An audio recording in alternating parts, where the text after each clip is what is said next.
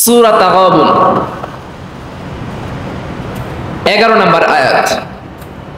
আল্লাহ রাব্বুল আলামিন সূরা তাগাবুনের 11 নম্বর আয়াতে আল্লাহ তাআলা সুন্দর করে জানিয়ে দিয়েছেন।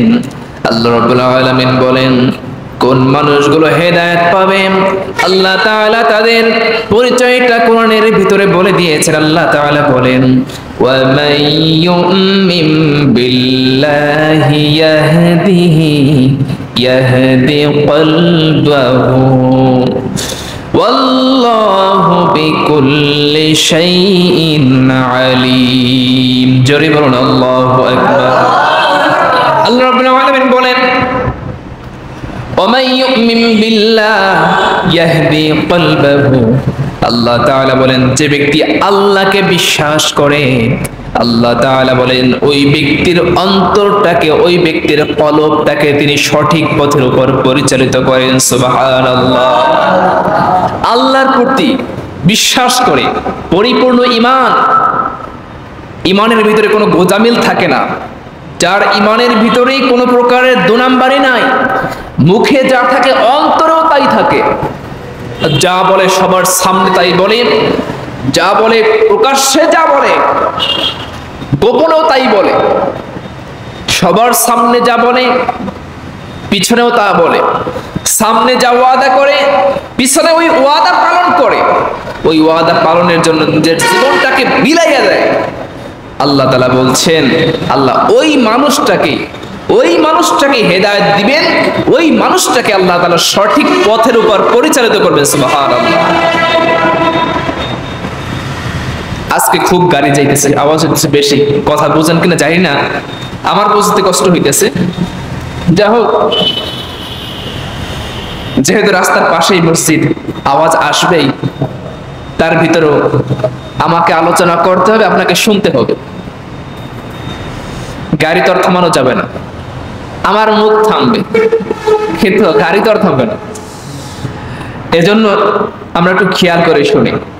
আল্লাহ বলছেন, যে ব্যক্তি আল্লাহকে বিশ্বাস করে, পরিপূর্ণভাবে বিশ্বাস করে, আল্লাহ তাআলা তার অন্তরটাকে, তার কলবটাকে সঠিক পথে, দ্বীনের পথে, ইসলামের পথে তার কলবটাকে আল্লাহ তাআলা পরিচালিত করবেন। সুবহানাল্লাহ।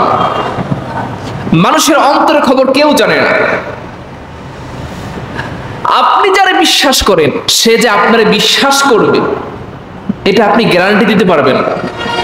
আপনার সামনে যখন কথা বলবে, দেখবেন যে তার কথায় চিরা ভিজে যায়। একটা কথা আছে যে কথায় চিরা ভিজে না, আপনার সামনে সে এমন ভাবে কথা বলবে, কথায় মনে হয় চিরা ভিজে যাবে, কথায় মনে হয় এমন আপনাকে সবচেয়ে বিশ্বাস করে, কিন্তু গোপনে তা নাও হতে পারে। আপনাকে সে ওয়াদা দিয়েছে, আপনাকে বলেছে এই কাজটা আমি করব, কিন্তু আপনার কাছ থেকে যখন দূরে চলে যাবে সেই কাজটা নাও করতে পারে। এটা হচ্ছে বিশ্বাস। আপনি তাকে বিশ্বাস করেন, সে আপনাকে বিশ্বাস করে না। আপনি তাকে ভালোবাসেন, সে আপনাকে ভালোবাসে না। আপনি তাকে বিশ্বাস করে সারাটা জীবন ব্যয় করলেন, কিন্তু সে আপনাকে বিশ্বাস করে না, অথবা সে আপনাকে বিশ্বাস করে, আপনি তাকে বিশ্বাস করেন না। এমনটা হয়। যেই পরিবারে উভয়েরই বিশ্বাস থাকে, স্বামীর প্রতি স্ত্রী বিশ্বাস, স্ত্রীর প্রতি স্বামীর বিশ্বাস, যেই পরিবার থাকে, ওই পরিবারটা দুনিয়ার জান্নাতের টুকরা হয়ে যায়। সুবহানাল্লাহ। কিন্তু এমন পরিবারও আছে, দা আর তরকারি সম্পর্ক, দা কুমড়ার বটি কুমড়ার অবস্থা হয়ে যায়।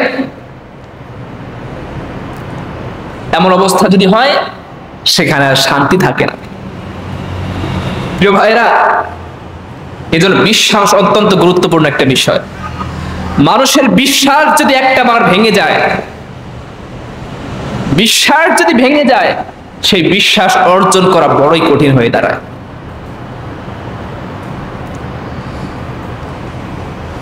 এজন্য আমরা আল্লাহর প্রতি পরিপূর্ণ বিশ্বাস করব, ঈমান আনবো। আল্লাহ বলছেন, যে ব্যক্তি আল্লাহকে বিশ্বাস করে, আল্লাহ তাআলা তার দ্বীনের উপর তার অন্তরটাকে আল্লাহ তাআলা পরিচালিত করবেন। সুবহানাল্লাহ।